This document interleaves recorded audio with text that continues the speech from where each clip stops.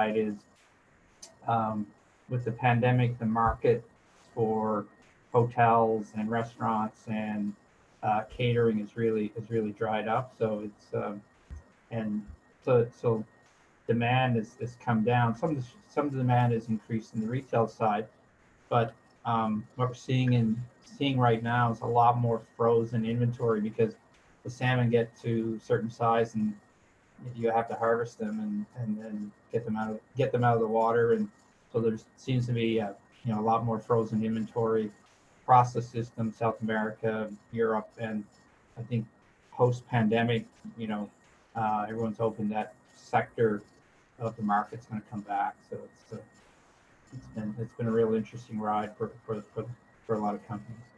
I know. Seth, do you know that Blair works for a large aquaculture company specializing in salmon? Yes. Okay. Yep. Yeah, good. I know. Well, Seth can certainly commiserate with your story. Yeah. No, they're one of my clients. As you know, I'm a partner in I'm a CPA and a partner in Grant Thornton here in Canada. So I work with the companies I work with are all clients, mainly on the business advisory and accounting side.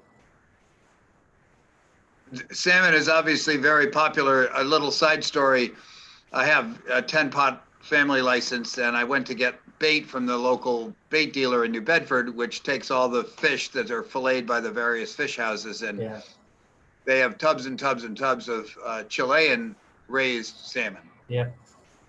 All, same size and shape. And that's basically what you're doing, but you're absolutely right. The whole frozen inventory thing, people, even the scallop industry has had to freeze, thousands of pounds just so they don't spoil. And then even the oyster business, maybe you've been following that, Jen. We've been trying to just move oysters off of people's grants. So we've been sending them to shucking houses and then putting them in frozen pints and then getting them to the food pantries around southern New England or southeastern Mass. So it's kind of cool because at least it's a local product that ends up in the local soup kitchen, and these chefs can be pretty creative with it. So yeah, and there's a program that started in Canada. Our federal government has started a program to get some of that frozen inventory and move it through food banks across the country as well. So it's very interesting that that's happening with oysters in New England. So. And you have or will have the same problem of, your fish can't get too big. Right. And then if they're taking up pen space, you got to move them out of the pens because you've got the fingerlings behind it. And the oyster industry is exactly the same. And it's fascinating because, obviously we're all in this COVID mix-up thing together, but there are these significant delays or dominoes that have not yet fallen that certain industries just obviously are, coming to terms with and trying to figure it out and be creative. Yeah. And at the same time, I've been really following a lot of the investment that's taking place in land-based aquaculture. I know Atlantic Sapphire out of Miami have started harvesting salmon, and there's some interesting stories happening around the world. And I know we have someone from Amsterdam, and I've been following kingfish out of Holland, which are really they're producing yellowtail kingfish, and so they've got some interesting plans as well. So I still keep thinking that shrimp should be the next wave, just because so much is consumed around the world. But I also folks that are doing it pretty well and pretty cost effective. So no, I do some work for a company that has shrimp operations in Latin America, and so that there's a lot of projections around once we start to get out of the pandemic, certainly demand will go up, and certainly expect price will go up as well. So. Well, Blair, I'm going to just have you get going, and it's great. Otherwise, I'm recording. So okay. So how did you want me to do this? To sort of walk through my model? I don't know if I can share my screen or... Yeah, I just enabled you to share your screen. Okay. I made you a co-host, and so I think you can walk through your model and then maybe focus particularly on the financials. Yeah, okay. Yeah, so I'll just, Yeah. yeah, okay, gotcha. All right.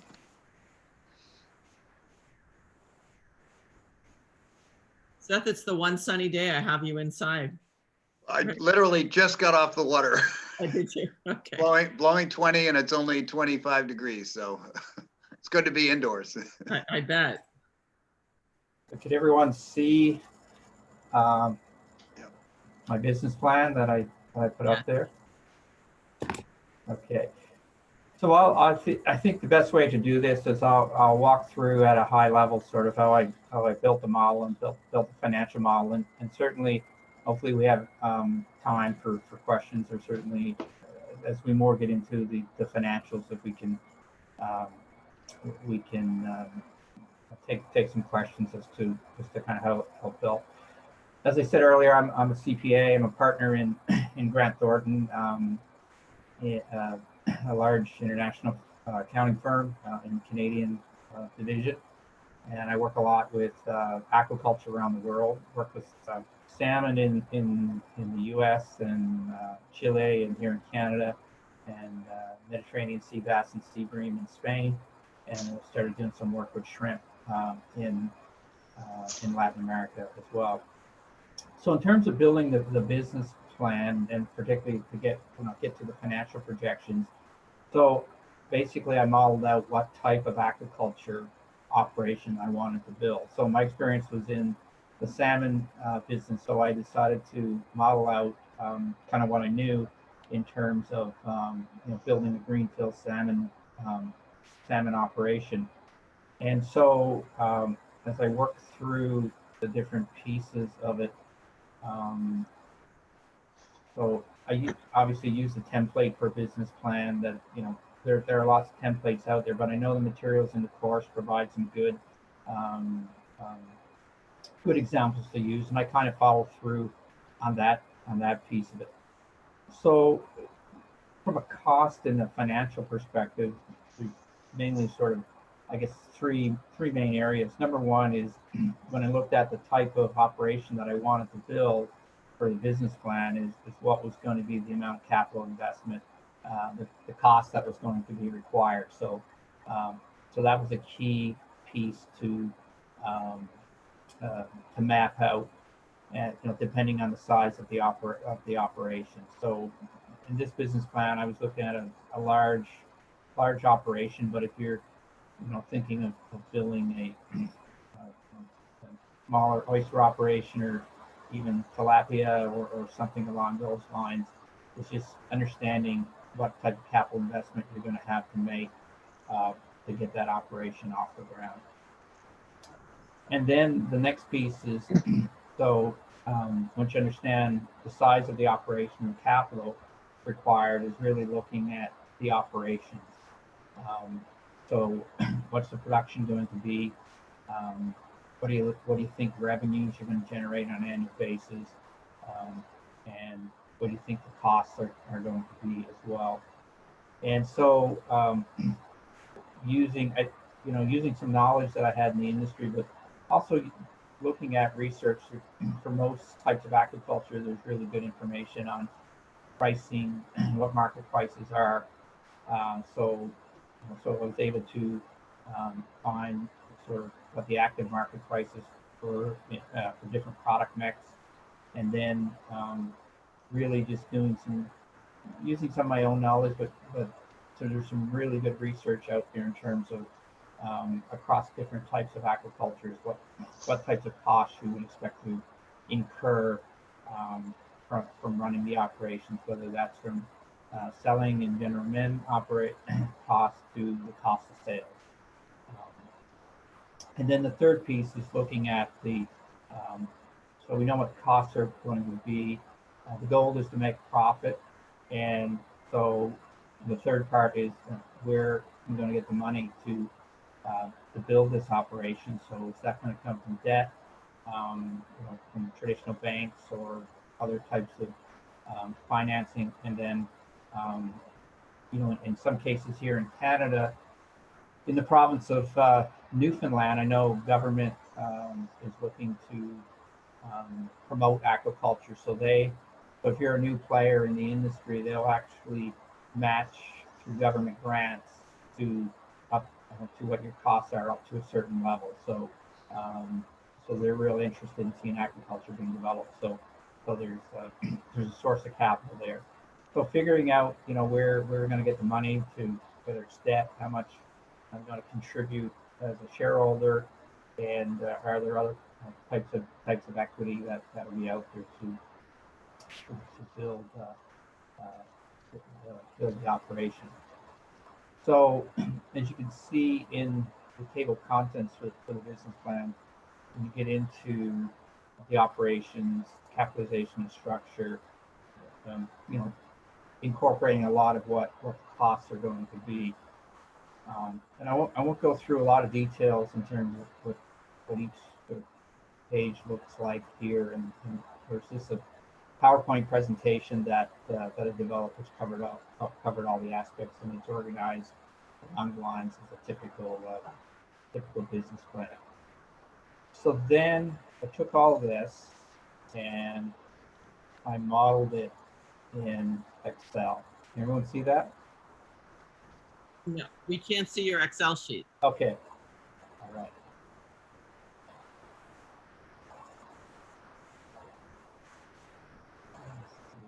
Get that up.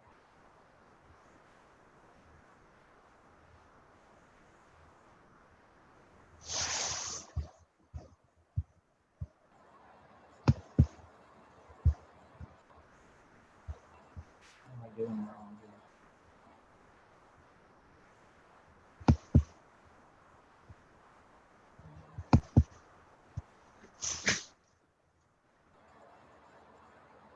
Everyone see that now? Yes. Okay, great. So what I did was taking all the information from the plan, I built an Excel model. And so as I structured the Excel model for the financial uh, piece, I really had a projected income statement, which I modeled out over 10 years, and then projected balance sheets. And then the amortization schedule tab really takes through sort of the depreciation of the assets that we have in business. So I'll walk through these assumptions in some detail for you, just to give you sort of a sense of how they all tie to the financials. So I was developing salmon. So really, we put the salmon in saltwater sites, and then generally here in Canada, it takes about 18 to 24 months to grow them out to where they can be harvested. So, so I made assumptions about when fish were going to be stocked in saltwater sites, and here in Canada, the so for example, the Bay of Fundy is organized by different regions, and so that there has to be fallow periods where, say region A, B, C, you can have you have fish in region A, B and B could be fallow, so it's really a cycle rotation to really protect the environment. So I did an assumption of what the stocking was going to be. So, I mean, if you were using oysters or something along that line, it'd be a similar exercise in terms of what you were going to, I guess, put in the water to start the farm. Then, as happens in aquaculture, we do have mortality. So, particularly in the salmon business, fish die. So, I assume a mortality rate of 5%. So that um,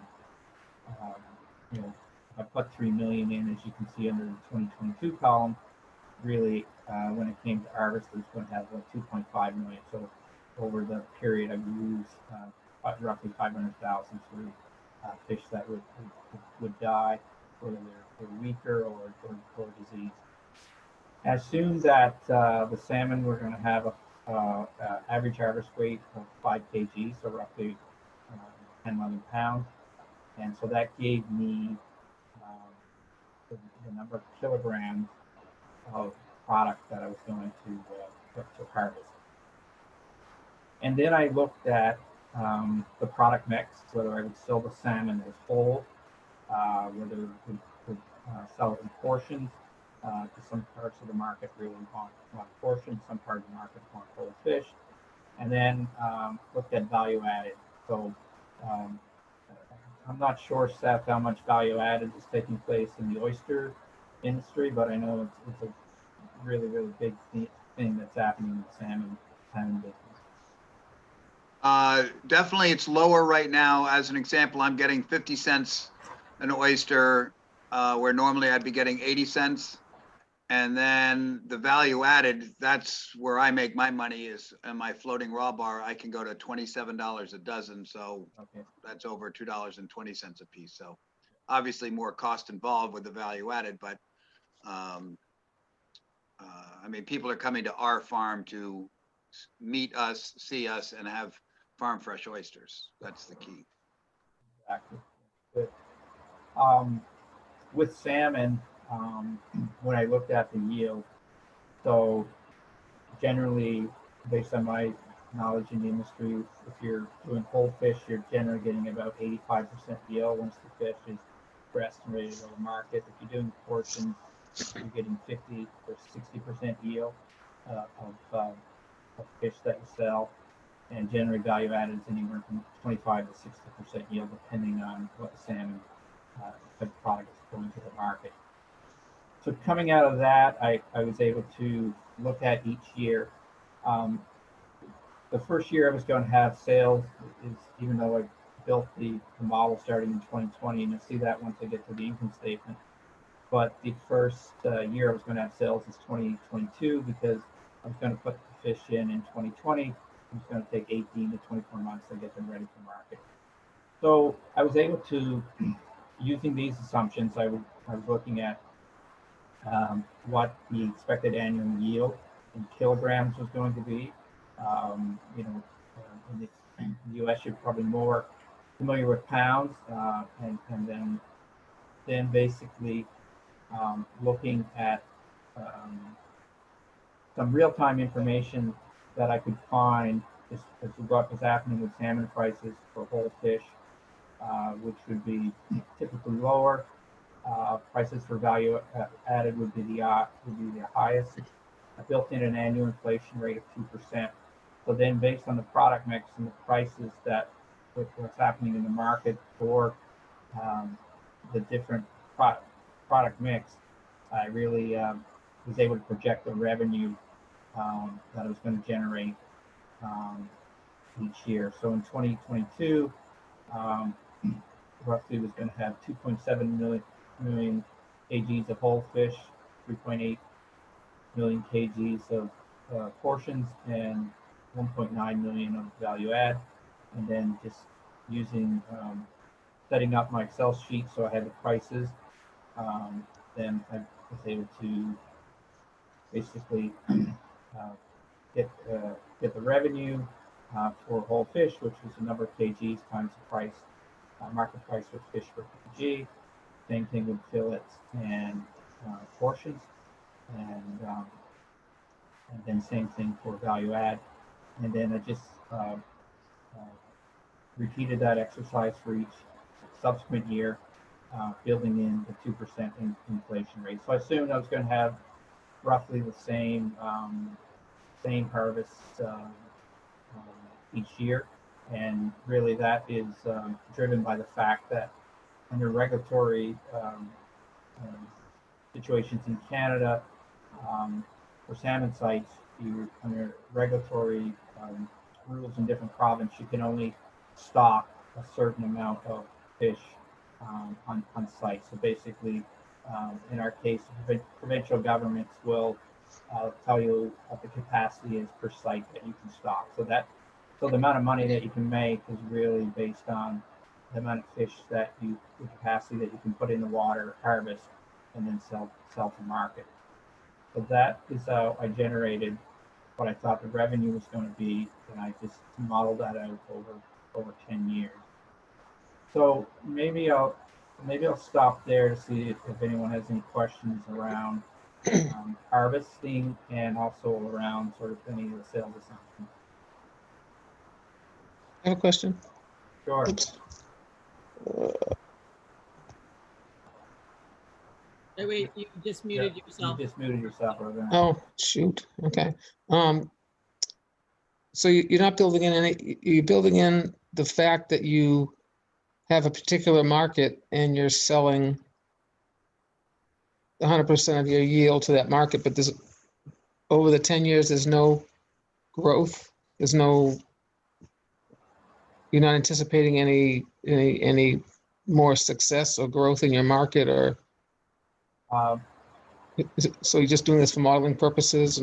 Yeah, What's this- yeah, you're absolutely right. I mean, if the market were to expand, as a real-time operator, if the market's expanding, then really I'd be trying to get more sites so that I could grow more fish for um, for the market. But really, in this case, because I only, I have a limited number of sites, and I haven't seen any growth in sites, uh, that I'm, because of the government regulations that are in place, the maximum fish that I can stock at the sites that I currently have would be 3 million fish per year. But from day one, from day one, you know that you have a market for the yield. That's right. Yeah. Okay. Yeah. And what's happening in aquaculture generally around the world is, as wild fishery continues to decline, the aquaculture, fish and that source of protein is coming from aquaculture, not just salmon, but really from different types of aquaculture. And the projections, I was looking at some stuff for shrimp the other day, and the projections out to 2030 and beyond is really expected to really increase, and that's being driven by the fact that the world's population is growing at such a rate, to feed the growing population. Really, aquaculture is looked at one of the probably most environmentally friendly way to basically generate protein for the growing population across the world. So it's a really interesting sector these days in terms of the amount of capital and the companies that really want to get into producing agriculture, because the expectation is going to be very profitable going forward. So then I'll move on to cost of goods sold assumption for the salmon that I'm producing. So we put the salmon in the water. So there's a certain cost to. They usually go in the water at about 150 grams to 200 grams here in Canada. So there's a cost of growing the smolt. Then you have to feed them. You have labor on site. And then when you harvest, you have costs. So generally, those are the main cost of goods sold that you would have. And for this part, I had some good industry knowledge in terms of what it was costing to grow a kilogram salmon, um, here in Canada, or in the state of Maine, or down in Chile. But I found some research that had been done, looking from 2003 to 2018 of what the cost of growing salmon was in Canada. So I kind of, for purpose of a model, I used those costs. They were in US dollars, and before I converted them to Canadian.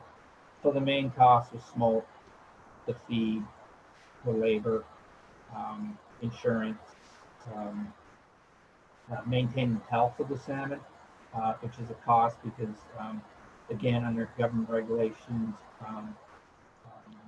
there's a requirement to have veterinarians on staff, and also dealing with provincial or government veterinarians in terms of looking at the health of the fish, and then looking at the cost to actually harvest and pack those salmon. In Canada, with salmon, generally you have a harvest vessel, and so it's quite an undertaking to harvest fish.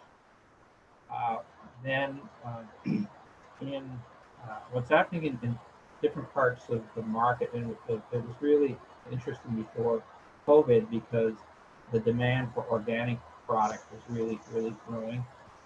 So I built in sort of a premium for growing organic product as well. So generally, organic products will generate more revenue in the market, but will also cost a lot more to grow them. So, so I built in some extra for that. Same thing, and then with the value add, uh, adding in some processing costs. So assume that, if you take those fish out and you move them to a processing facility, sort of in portions or skewers or whatnot, that it was going to cost you around 60 cents a kg to process them. And then basically similar to what I did above is I looked at the yield in kgs that I was going to harvest and sell. And then I just used the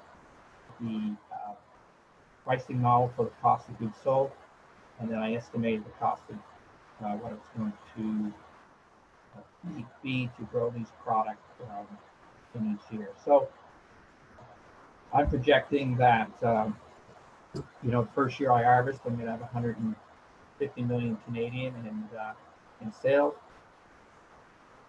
and it's going to cost me about 84 million in direct costs to grow those salmon. And then, so we have the revenue, we have our cost of goods sold, and then I built in some assumptions around sales and general administration expenses. So there's transportation costs to get the product to market, and so I was assuming around 48 cents per kg for the sales, marketing, transportation costs, and then also annual government license fees that you have to pay.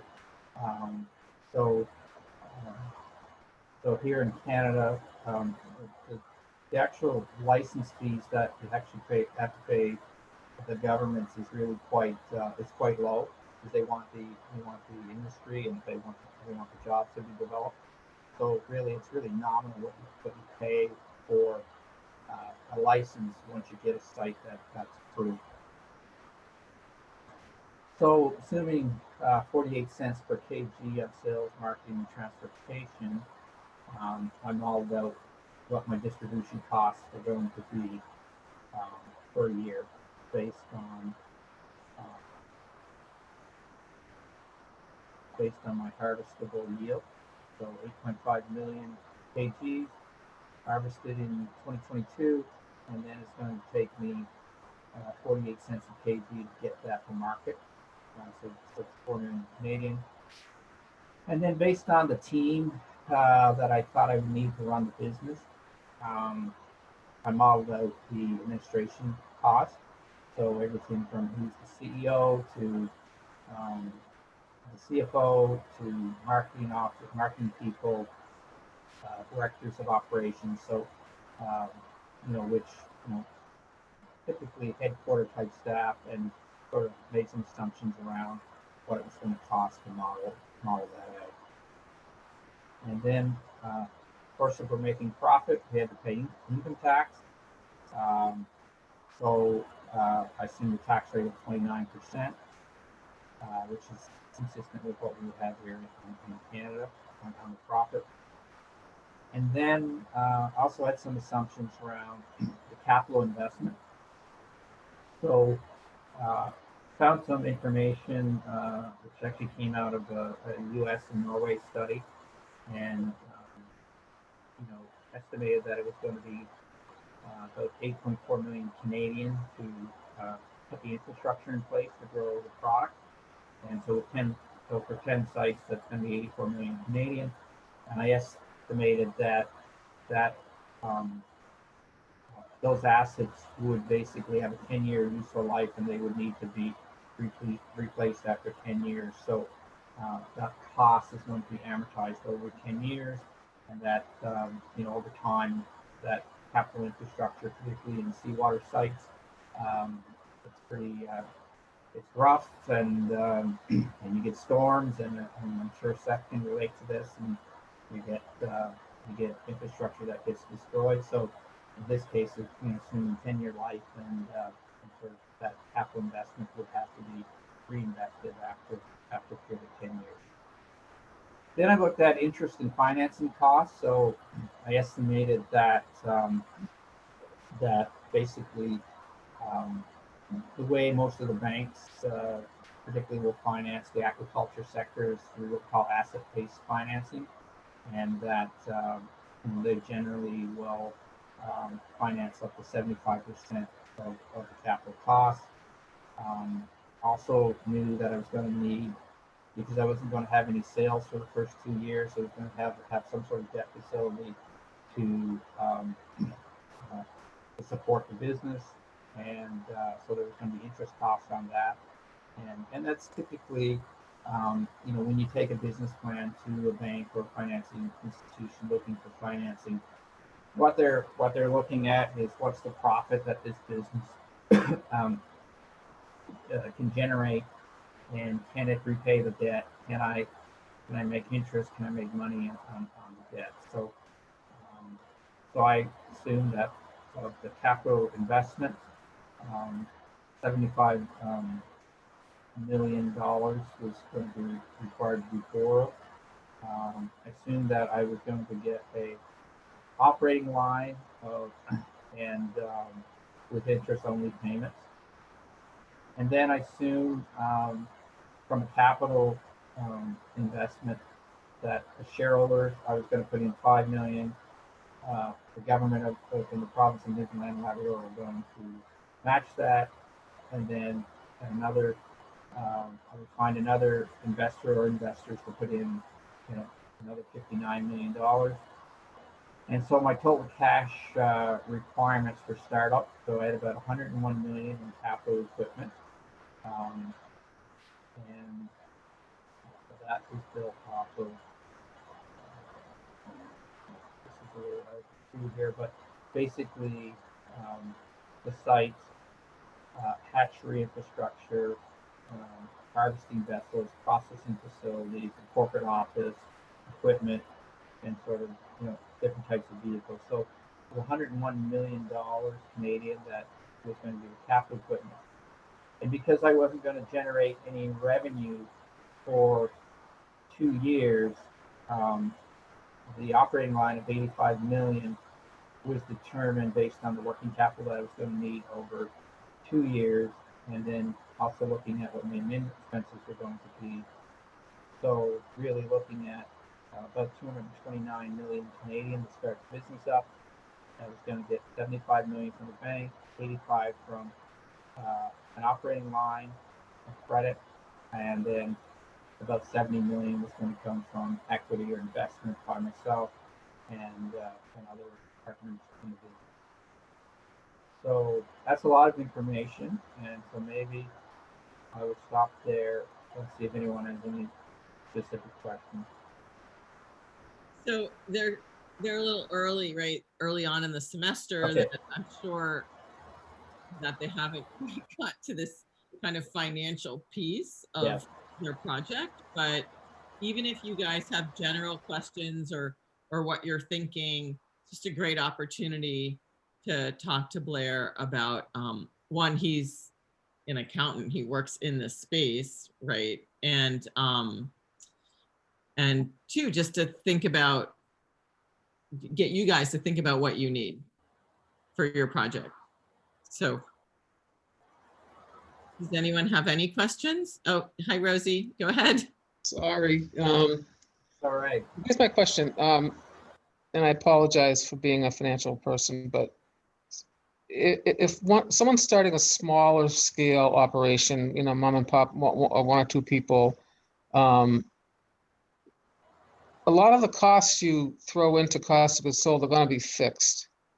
Like, you treated all these costs as variable costs, which makes no difference if you're selling your entire capacity. It comes out the same. But for people who are really starting out and they may need they're paying a couple of salaries and and of course, the depreciating equipment. I'm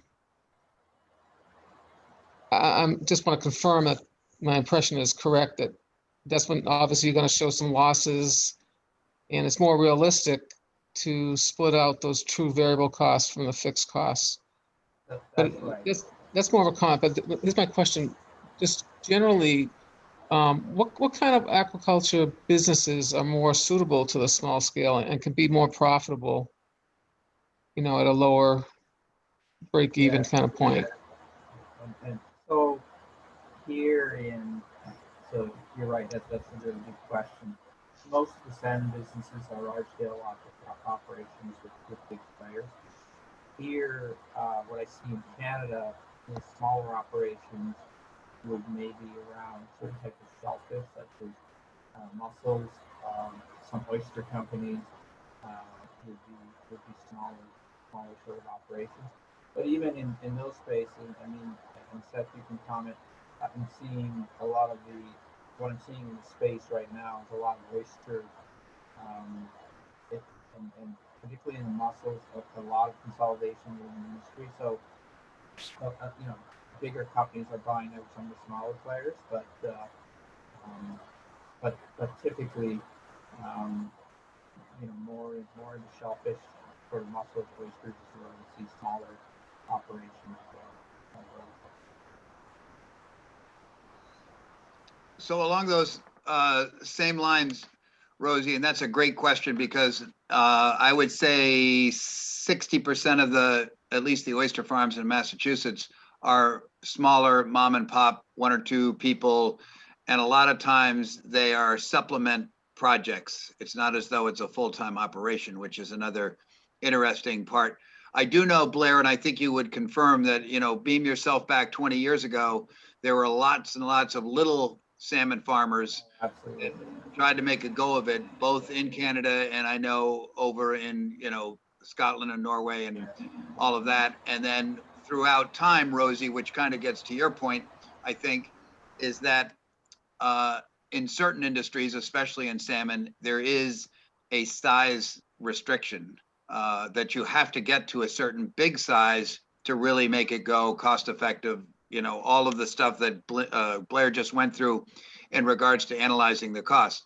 But for a smaller person, I'll just take myself as an example. Right now, I'm only selling about 200,000 oysters a year, but I'm keeping 20 people employed, summer people, and right now it's working for me. Yes, my wife works and I work, but right now I'm getting into retirement and oystering is my full-time job, and I am relying on it to make a larger salary. But I've also been in business for 40 years, so a lot of those costs are just regular maintenance costs and replacing vehicles, and some things are at 5 years, some are at 10, but you eventually get to a point where the size business works for you. But interestingly, in the oyster business, you are competing to a certain extent against other brand name oysters as you build your own reputation. So that's kind of a hard thing to figure into your business plan. And I liked your question about expanding. So realistically, you might initially, plant 50,000 oysters, and then the next year you might plant 70,000, and you're starting to build up your inventory over time. Where Blair, because it's, he has fixed sites and he can't put any more fish where it is, he's pretty much flatlined. And if anything, the price is going to go up, hopefully. So then they can increase their sales, where their fixed costs, their production costs will go up over time because people want raises and upper management and stuff like that. So the one thing I do want to mention in this, and Blair, you did a really good job, is for any of the students listening, is you really need to do some research on your particular product, whatever or critter that you're going to raise. And there's some really good sites. I'll make sure that we put these out, but NOAA has some good statistical data sites on what species are out there. I know Massachusetts has some statistical sites of just year-to-year data, production, things like that. but the more research you do on kind of a business model, the species, the marketing, you will have a much better understanding as you put your business plan together. And the other thing that's very interesting is you just look at the scalability. Here we are looking at a multi-million-dollar operation. It doesn't get there overnight. It takes time and energy and some R&D to a certain extent. But we all need to have scalability. And I think that that's a topic, Dr. Bender, we cover later on how to build your market. Right. Charles has a question I see as well, so don't want to, I see you. So, yeah. Thank you. Yeah. I just had a quick question.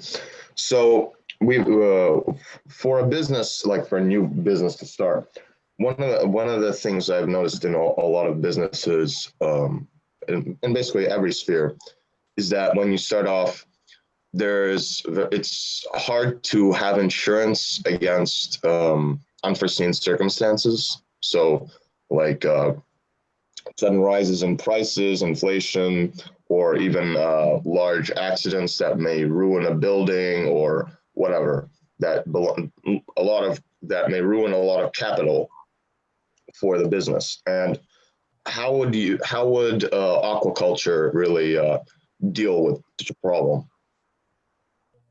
That's a really good question, Charles. And so, Blair, if you could speak a little louder. Okay. Great. All right. That's a really good question, Charles, because one of the main risks in agriculture is you lose your crop. So insurance of the crop is usually a large expense. I know in the salmon business, not sure what it's like in the oyster business, but you need to have insurance over the crop. There's also, I'm not sure what regulations are in the U.S., but in Canada, the Canadian Food Inspection Agency has regulatory oversight in terms of, does the product, does it have disease, can it be harvested, can it be sold for consumption? And so in Canada, we also have a program under CFIA, Canadian Food Inspection Agency, whereas if they come in and tell you have to destroy a crop because there's some issue with the salmon, then there's sort of an insurance there where they pay you a certain dollar per kg because they're telling you you have to destroy the crop. But insurance, particularly over capital assets, but mainly insurance over the livestock is key, because if you lose your crop, you have no revenue. Or in this case, the pandemic happens, right? This year. Seth, you might want to speak to this a little bit. Sure. Charles, I don't know what species you're thinking of, but there is a program called the NAP program, which is through the Mass Farm Bureau. And they help cover kind of 50 to 60% if you had some type of a loss due to a storm, a disease, something like that. Another interesting thing, and this happened to a bunch of us, we had an oil spill in Buzzards Bay, and instead of our insurance, we were able to go after the company, Bouchard Oil Company, who then paid us because our shellfish grounds were closed. We lost sales.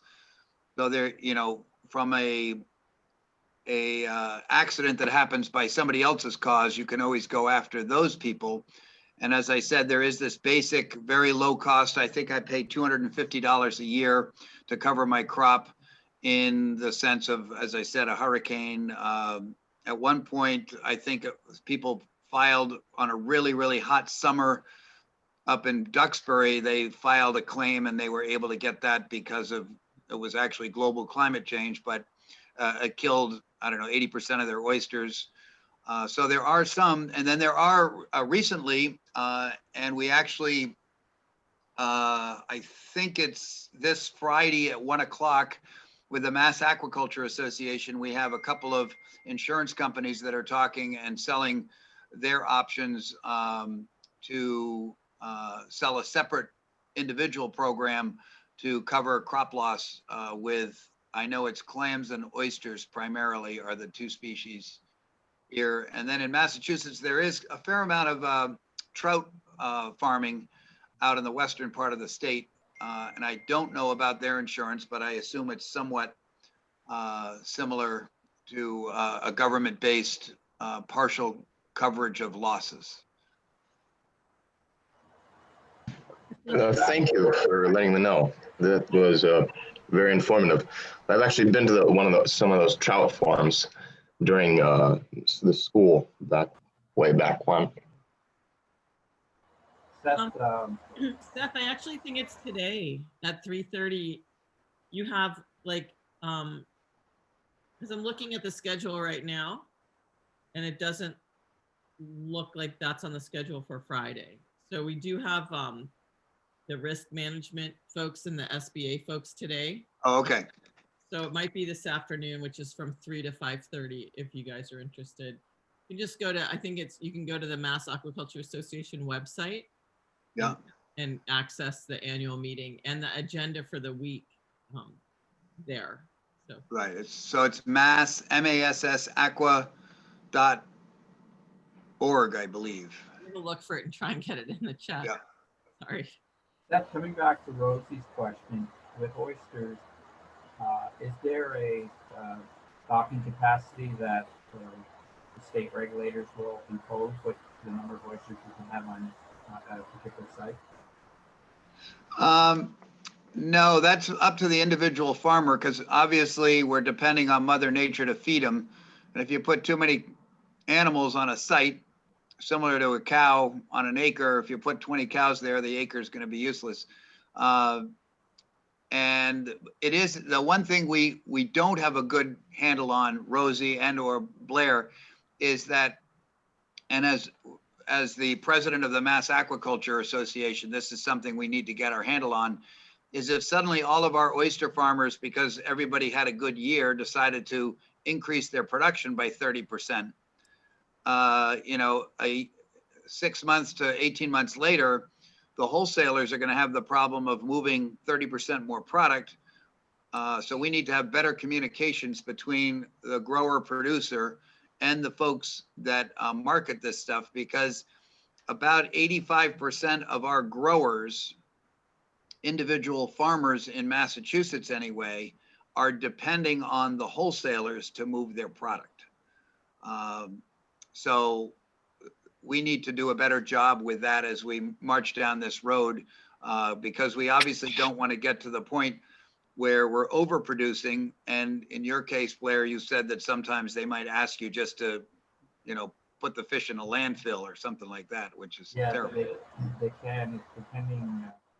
It's something that we see a lot of government regulatory oversight here in Canada, and so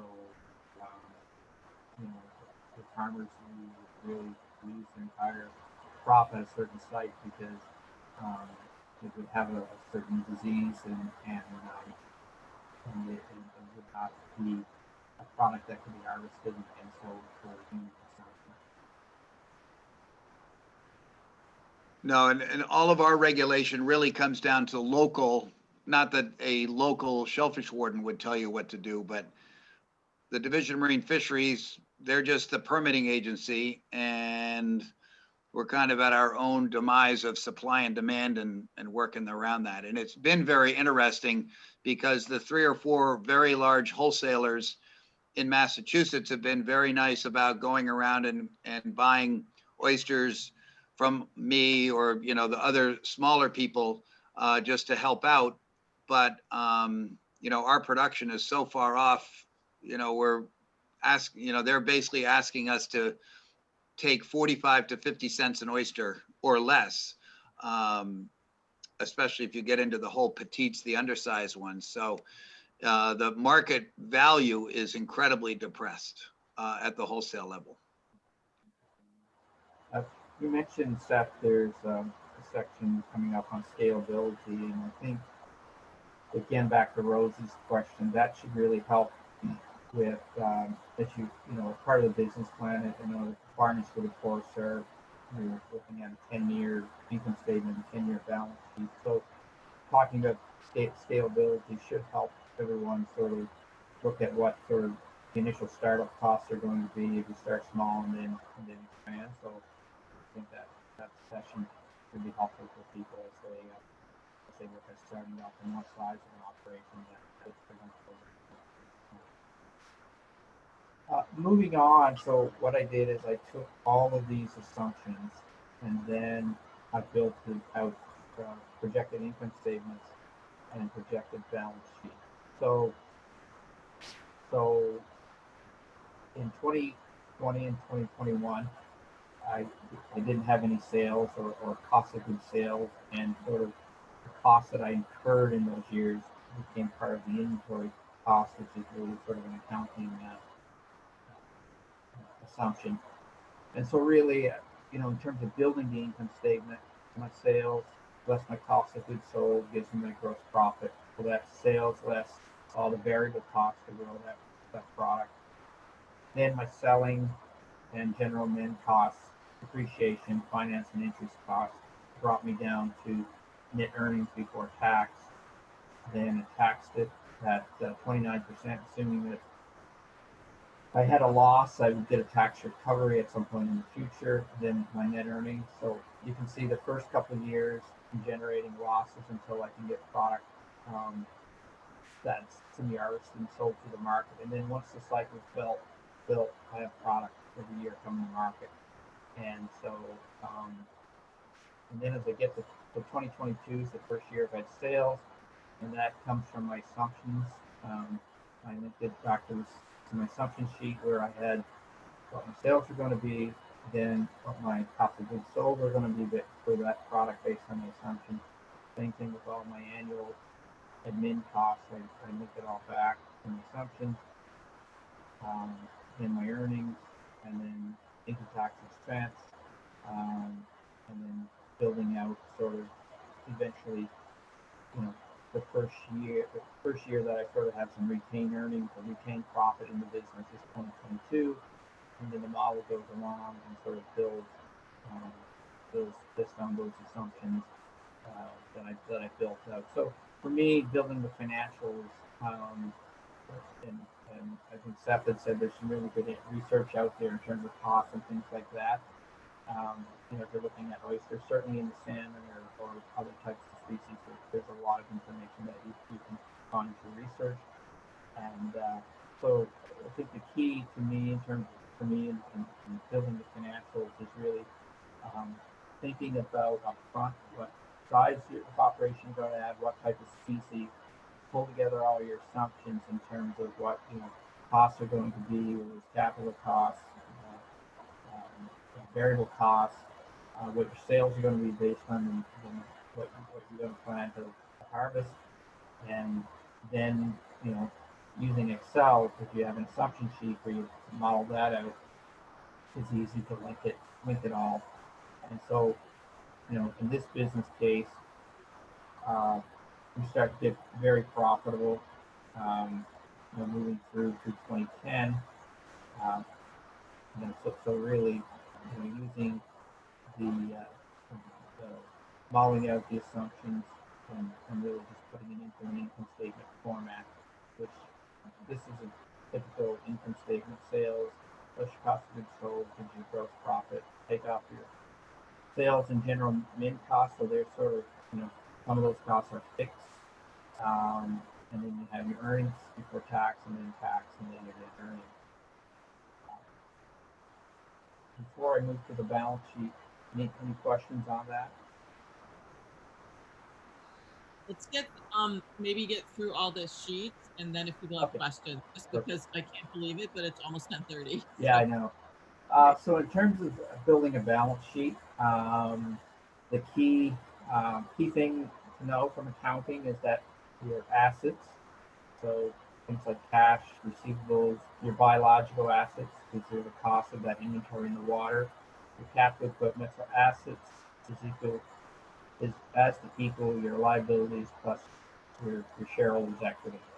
So So then I have the liabilities, which also come from my assumption or amortization schedule, financing coming down from my equity. So my total assets is equal to the liabilities out in financing the business, and then the amount of equity that I have in the business based on what I've invested and profits that I start to make. So if you remember, if you're modeling out balance sheets, remember one thing from today is that your total assets must equal your total liabilities plus your equity.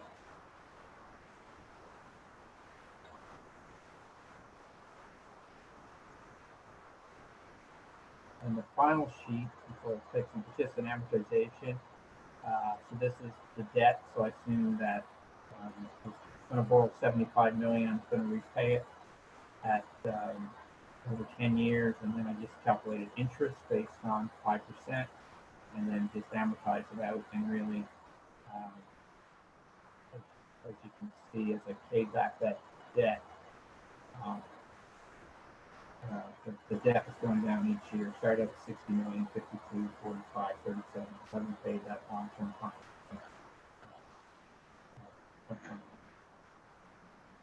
So it's a lot of information. I know you guys are probably not as far along as Dr. Bender said in terms of looking at some of this, but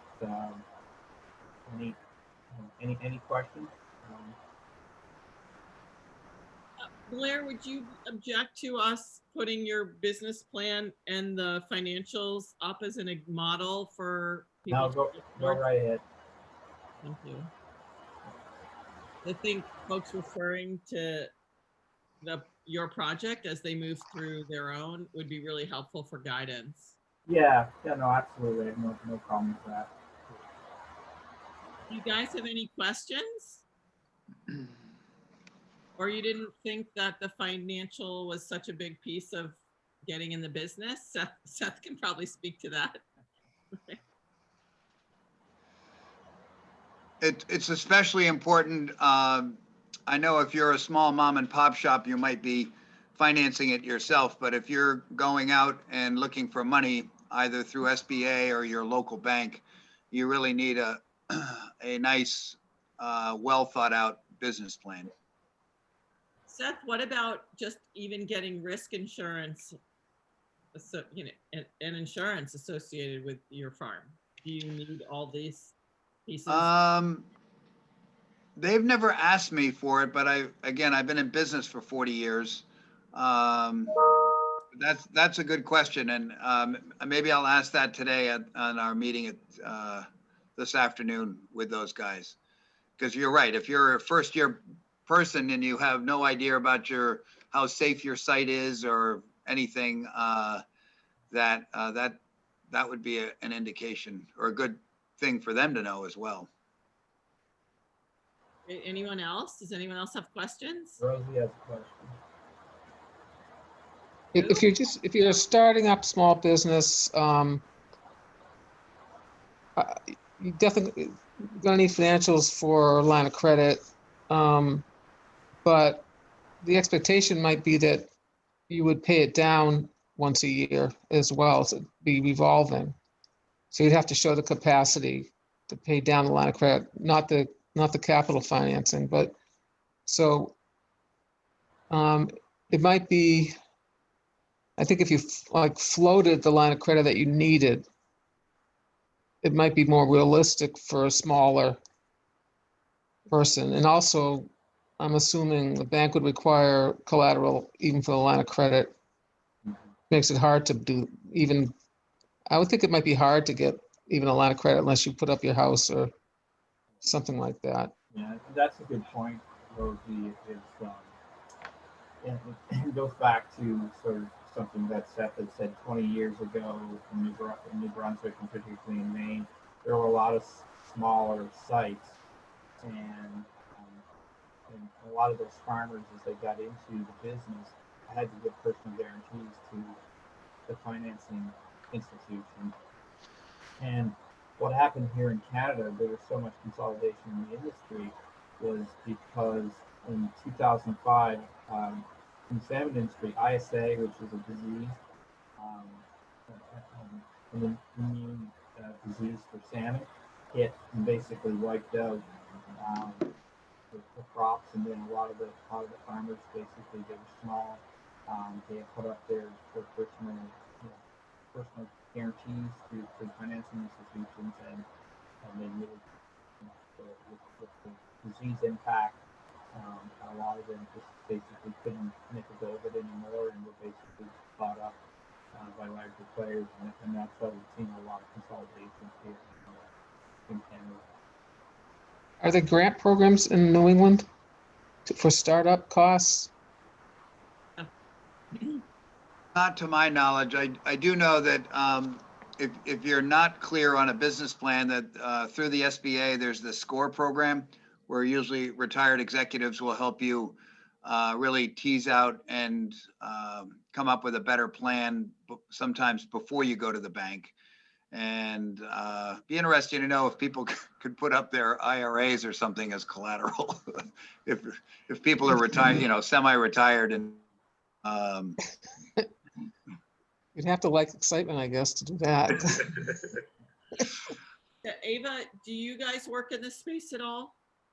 So maybe you want to say who you work for, just so.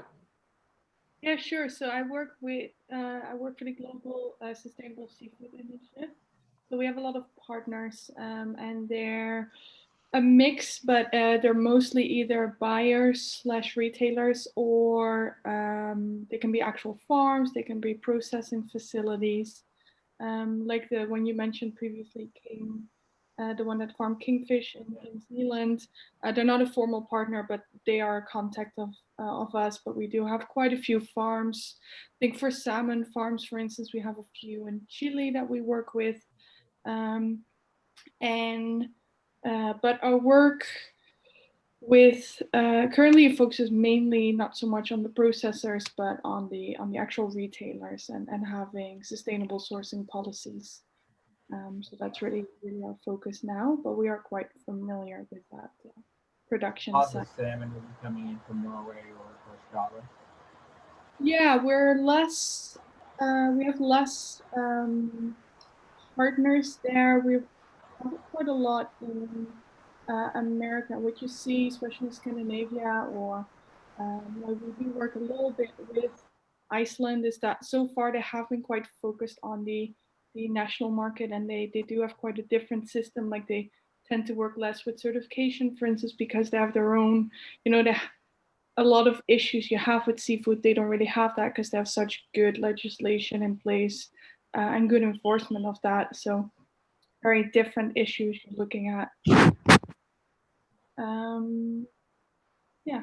I know in France there's a huge demand for organic product, particularly on the salmon side. So it's really sustainability issues are very important. And across the industry, we see a lot of certification. I don't know if you have the same thing in the Netherlands, but basically product has a certain certification, and then the suppliers or the farmers have to be able to demonstrate that they meet the sustainability criteria for these other products. Yeah. You still need to be louder. Anyway, it's well past 10:30. So does anyone have any more questions for Blair? No? Well, I can't thank you enough. This is great. I don't know, Seth, do you have anything else? No, I just think that, as we march down this road, that you can, when we get to each week, each section, new topics, that you can continue to build out on the business plan, but also your final project. Hopefully all of you have created a PowerPoint or whatever you work in, but all of those sections, and you can just start building on those slides and doing research on whatever species you're after. So certainly, Dr. Bender, you have my contact information, and I know last year I talked to a couple of students to help them through. So certainly, if anyone has any questions or want to reach out to me, every morning, willing to That's great. So I'll put Blair's contact information in the same place on the site that I'll put his project, and that was a very generous offer. You might be sorry, but I love this. I love the sector. I spend most of my time working in the sector, so I really enjoy it. And it is really an industry, it's a sector to continue to watch, so especially over the next 10 years. great. Well, thanks again. Thank you all for coming today. And I don't remember when the next virtual field trip is, but I'm sure you'll hear from me soon. And Seth and I will get some office hours together for you coming up starting next week, I think. You're welcome, Molly. Thanks for coming. Thank you, Blair, Yeah, very thank much. you. Great. Yep. Bye-bye. Great. Good luck, Eva.